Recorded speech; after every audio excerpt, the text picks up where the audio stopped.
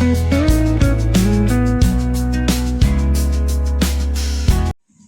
જગદીશ, જય શ્રી કૃષ્ણ. આજે આપણે બટેકાનું શાક બનાવશું. બટેકા બાફીને રાખ્યા છે. આપણે એની છાલ ઉતાર નાખશું. આપણે છાલ ઉતાર નાખીએ. હવે કટ કરી નાખશું. આપણે નાના નાના પીસીસ કરશું. આપણે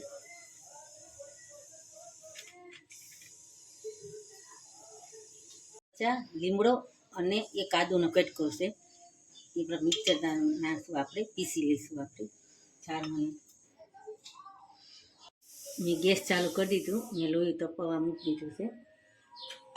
હવે આપણે તેલ મૂકશું. આપણે 2 ચમચા તેલ મૂકશું.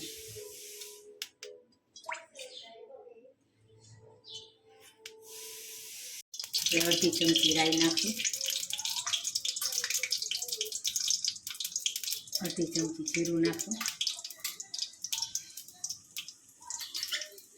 અડધી ચમચી હિંગ નાખશું.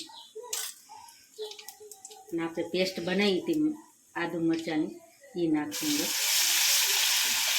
અને ટમેટા નાખશું.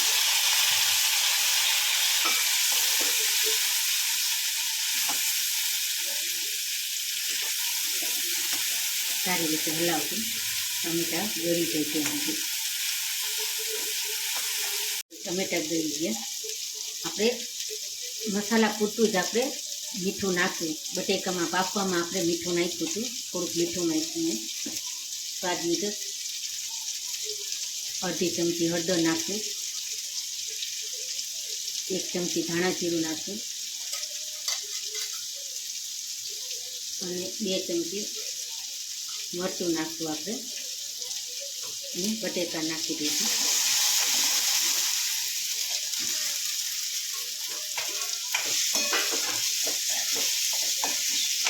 સારી રીતે હલાવી લઈશું. થોડીક વાર તેલમાં ચોતરવા દઈશું. ઢાંકી દઈશું.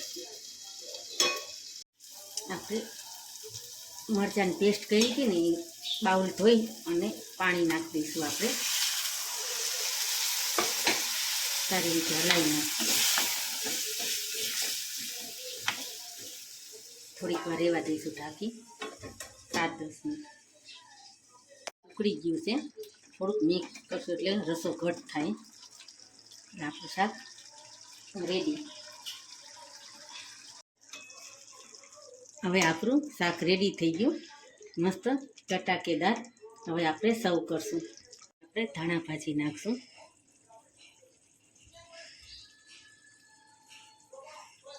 તમને મારો વિડીયો કેવો લાગ્યો તો લાઈક કરજો, શેર કરજો, સબસ્ક્રાઈબ કરજો.